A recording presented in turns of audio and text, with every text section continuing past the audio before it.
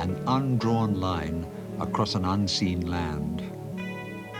To the east of the line, nothingness. To the west, nameless nothingness.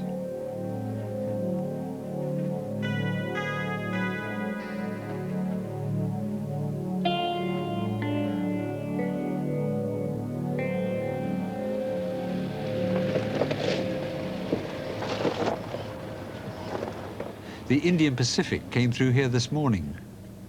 Lake Menindee. I knew you could never see anything from trains.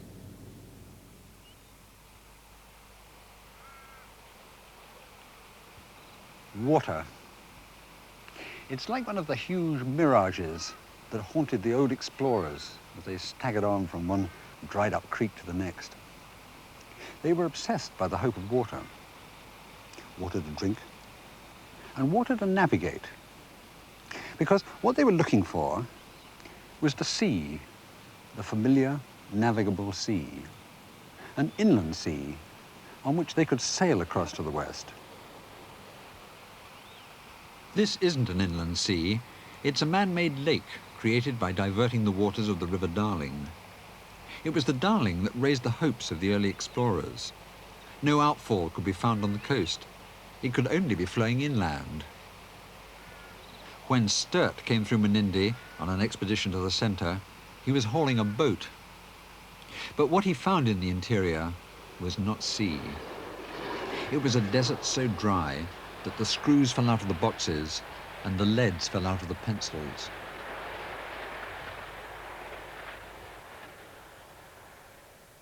It was water that brought the railway back through all that dust to fetch water for Broken Hill in 1919. And water that brought the line on from Condobolin in 1927 to capture the wool traffic from the river steamers. There was already a line onwards from Broken Hill serving the mines, carrying first the silver, then the lead and zinc down to the smelters at Port Pirie.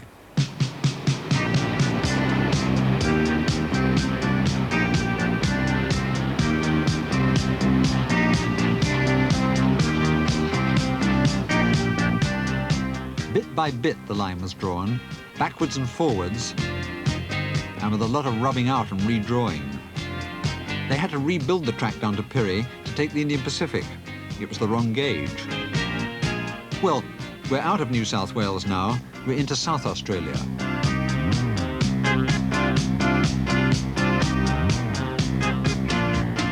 This is really another country coming out to meet us. Because Australia, as it grew, didn't come overland like us. There was no railway, there was no road. Australia came round by sea and started out all over again on the coast. Each new colony pushed out separately into the interior, under its own government and with its own ideas about building railways, among other things. This is Peterborough, our first stop in South Australia. And this is where the philosophies of Sydney and Adelaide finally come face to face.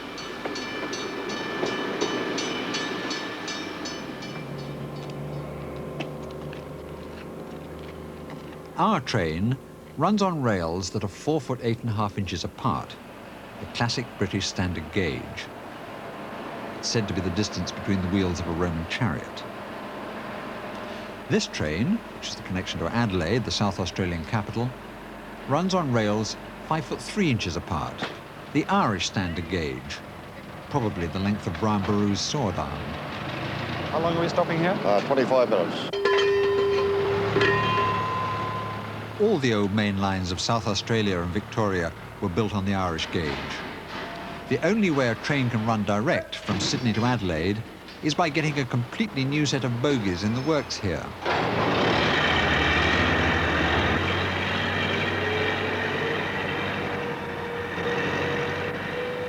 How did they manage to start out English at one end of the line and end up Irish at the other? Well, it was like this. There was an Englishman, an Irishman, and a Scotsman.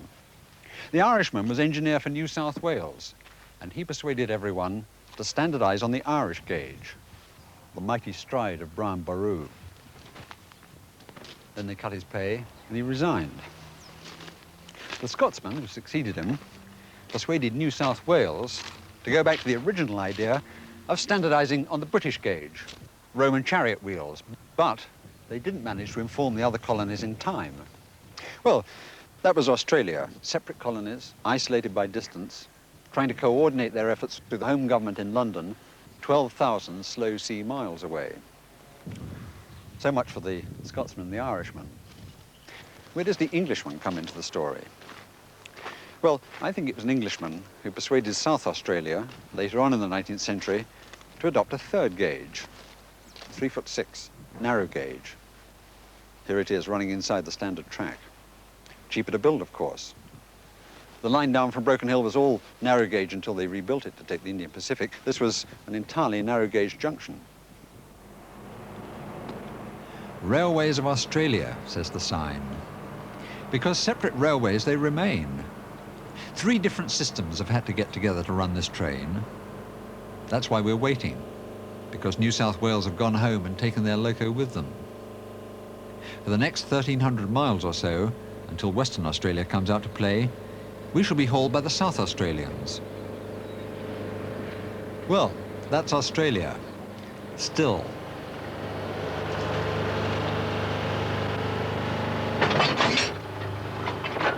When you think about it, this smooth stainless steel train is like one of those bland joint communiques they put out at the end of some difficult and protracted negotiations. It's an enactment of national unity. And like most such documents, it's the product of many earlier drafts, many conflicting proposals and counter-proposals. In fact, the original draft for a transcontinental railway wasn't even east to west. It was south to north. It was to connect South Australia with Asia and the rest of the world.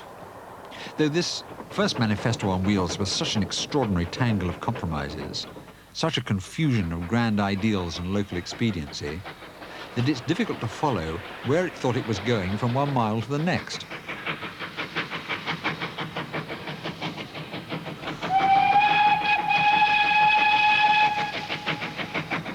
It set out from Port Augusta back here in 1878. It's going north, up to Darwin. The aim, said the governor of the colony when he cut the first sod, was to open up trade with India, China and Siam. Well, local steam enthusiasts have reconstructed this section of the old line, and it's not going north at all. It's going east. We're making a slight diversion on the way to India to pick up copper from the mines in the Flinders Ranges. But in fact, it was so expensive building the railway through these hills that it turned up and went back without ever reaching the mines at all. Just as well, really, they all went bust.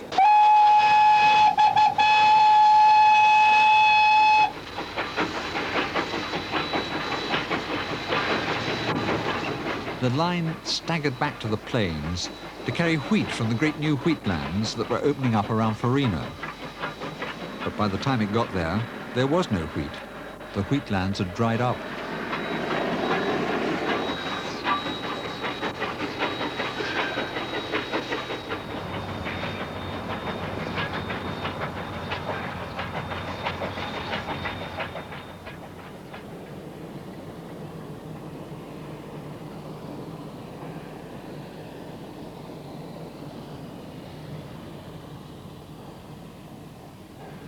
This is Quorn, where the restored steam line ends. Quorn was a railway town, the junction for passengers travelling through from Adelaide to the north. Now the trains for the north bypass all these early meanderings, and Quorn is left high and dry, its pub still waiting for the weary Maharajas and the thirsty spice traders.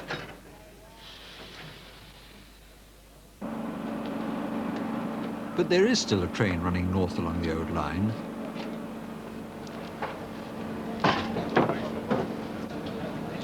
Close the pantry door, the other side there. I don't, Johnny, that's it. Take it away.